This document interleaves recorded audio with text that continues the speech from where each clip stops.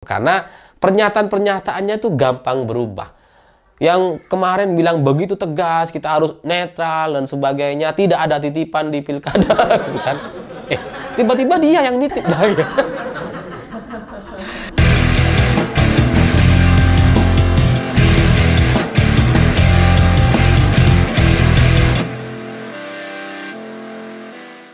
Selamat malam semuanya. Hari ini terus terang saya masih nggak paham kenapa Presiden Prabowo sampai mengendorse Lutfi dengan Tad Yassin, sampai ikut mengajak masyarakat Jawa Tengah untuk memilih keduanya. Padahal nggak ada untungnya gitu. Bagaimanapun Prabowo sudah dilantik menjadi Presiden Republik Indonesia, sehingga kalaupun misalkan Lutfi dengan Tad Yassin ini menang, itu nggak akan membuat Presiden Prabowo jadi lebih berkuasa. Enggak gitu. Kekuasaannya ya segitu-gitu aja. Dia tetap berkuasa penuh, yang punya hak prerogatif dan sebagainya. Kalaupun misalkan Lutfi dan Tad Yassin ini kalah, itu juga nggak mengurangi kekuasaan atau kekuatan seorang Presiden Prabowo Subianto. Sehingga bagi saya, ini masih sulit untuk dipahami. Kenapa kemudian Prabowo yang sudah dilantik sebagai Presiden, sudah punya kekuasaan, masih kemudian ngendorse cagup di Jawa Tengah gitu. Ini terus terang nggak masuk akal, karena dalam otak manusia gitu ya, setiap tindakan yang kita lakukan itu pasti sudah diperhitungkan dan ada alasannya. Seperti misalkan kalau kita lapar, solusinya makan gitu kan. Kalau kita ngantuk ya tidur. Semua tindakan yang kita lakukan itu ada alasan yang melatar belakanginya. Sehingga ketika Presiden Prabowo kemudian ngendos atau mengajak masyarakat Jateng memilih Lutfi dengan Tad Yassin, itu saya tidak melihat ada alasan yang kemudian mengharuskan beliau untuk bikin video seperti itu dengan kualitas yang waduh ala kadarnya gitu. Bukan kelasnya presiden gitu. Dan kalaupun misalkan Presiden Prabowo benar-benar menginginkan Jawa Tengah itu dipimpin oleh Lutfi dengan Tad Yassin, dengan apapun alasan yang melatar belakanginya gitu ya. Kalaupun memang benar Prabowo ingin Lutfi dengan Tad Yassin ini menang, saya sangat yakin Presiden Prabowo tahu betul caranya. Bukan kayak gini caranya gitu. Ya kan? Dengan bikin video seperti itu cara yang salah menurut saya. Sebagai orang, sebagai presiden yang punya kekuasaan, sebagai ketua umum Partai Gerindra, kan seharusnya beliau bisa menggerakkan partainya. Partai Gerindra digerakkan gitu ya, dari Jakarta misalkan digerakkan ke Jawa Tengah. Di Jawa Tengah juga kemudian dipersolid, kirim pasukan misalkan, kirim tim untuk kemudian memenangkan Lutfi dengan Tad Yassin. Dan itu juga sebenarnya sudah dicontohkan oleh Pak Jokowi di beberapa pilkada sebelumnya. Dengan memanfaatkan kekuasaannya untuk kemudian mendukung calon-calon tertentu, termasuk seperti ketika Gibran maju sebagai calon wali kota Solo, yang kemudian hanya melawan calon boneka. Itu atas dasar kekuasaan yang dimiliki oleh Presiden Jokowi waktu itu. Jadi sudah banyak contohnya gitu. Dan kalaupun sekali lagi Prabowo benar-benar menginginkan Lutfi menang, caranya bukan kayak gini gitu. Karena endorsement atau ngiklanin seseorang, mengajak orang masyarakat untuk memilih salah satu calon dengan format video yang seperti itu jelas levelnya bukan level presiden, itu levelnya influencer gitu. Ya kalau artis misalkan atau tokoh agama bisa dia bikin video seperti itu masuk akal. Tapi Prabowo ini punya kekuasaan, dia punya kekuatan. Ngapain dia bicara dengan cara-cara yang seperti itu? Dia paham betul lah caranya untuk memenangkan salah satu calon gitu. Dia tahu caranya. Walau Prabowo ini pernah mendukung Jokowi dan Ahok di Pilkada Jakarta, pernah mendukung Anies dan Sandi di Pilkada Jakarta dan menang gitu. Prabowo tahu betul caranya untuk kemudian memenangkan salah satu calon. Dan bukan kayak gini caranya.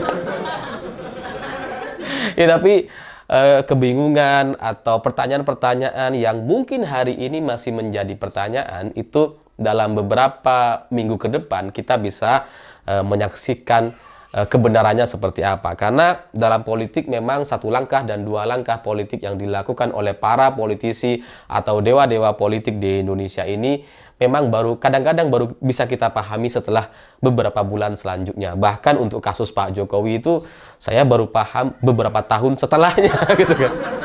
oh nyadar, oh ini ternyata ceritanya gitu. Ya kita lihat nantilah gitu, apakah ada pesan-pesan atau jawaban-jawaban menarik dari langkah-langkah yang dilakukan oleh Presiden Prabowo kemarin. Tapi pada intinya, apa pelajaran politik yang bisa kita dapat dari apa yang sudah dilakukan oleh Presiden Prabowo? Jelas ini adalah satu sejarah baru di mana Presiden mengkampanyekan salah satu calon gubernur dan calon wakil gubernur gitu ya. Sehingga ke depan pertanyaannya, apakah Prabowo Subianto bisa kemudian memposisikan dirinya sebagai orang yang mendukung salah satu calon tapi kemudian tidak mendapatkan hukuman atau teguran dari pihak manapun. Ini masih kita tunggu gitu ya. Ke depan apakah ada konsekuensi atau teguran atau vonis salah terkait apa yang dilakukan oleh Prabowo. Ya sebenarnya nggak perlu hukuman atau pidana atau apa namanya ganti rugi dan sebagainya. Enggak gitu ya. Kita hanya perlu satu kepastian gitu. Apakah hal semacam ini itu boleh dilakukan?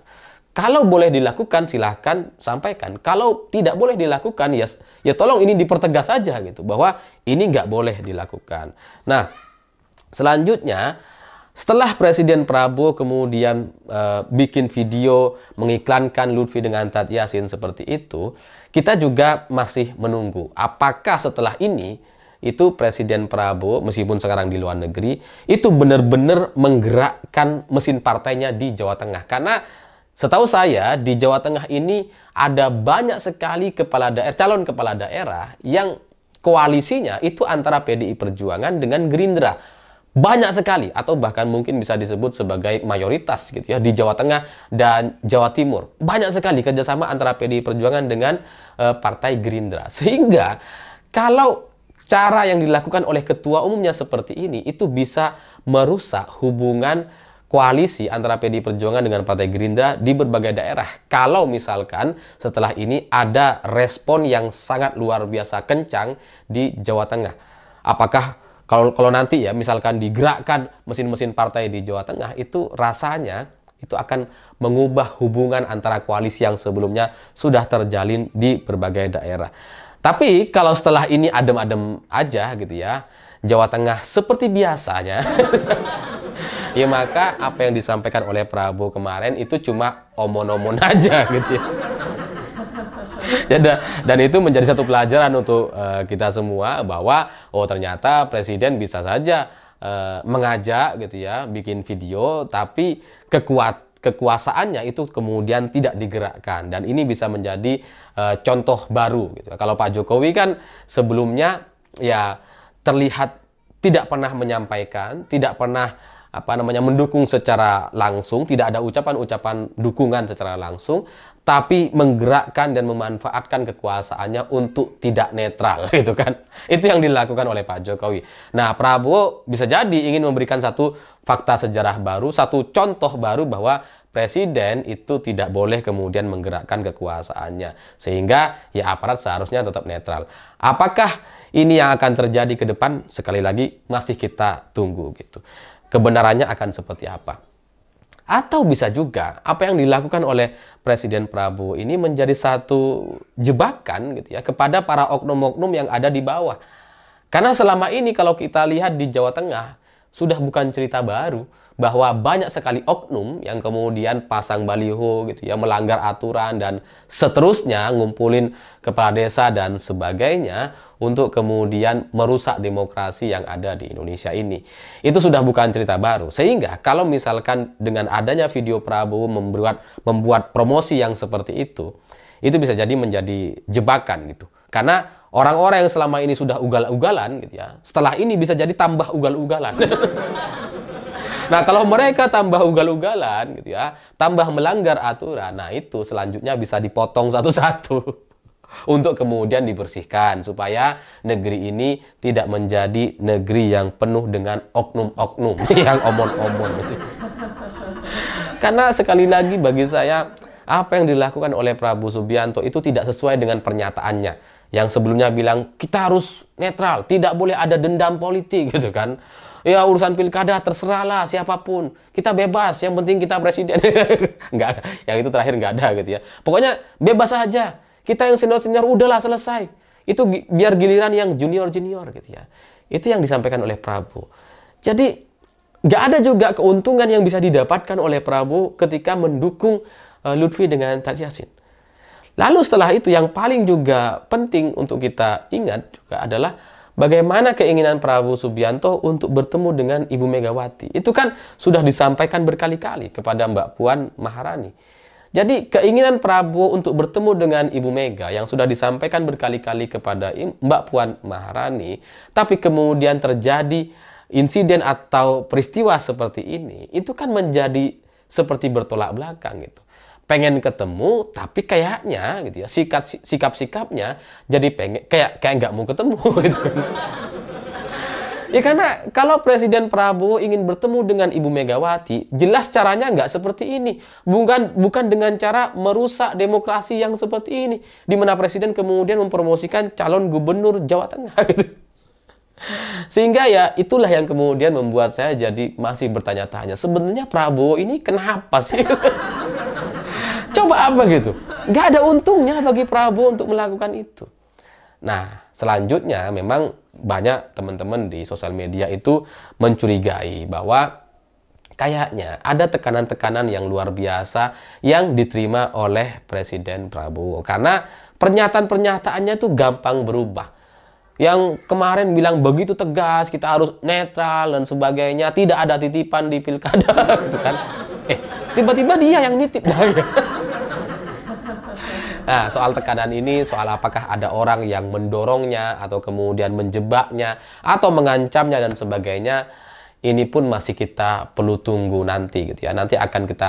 Mungkin nanti akan kelihatan apakah ada aktor-aktor di balik semua keributan atau kesalahan yang dilakukan oleh Prabowo Subianto hari ini.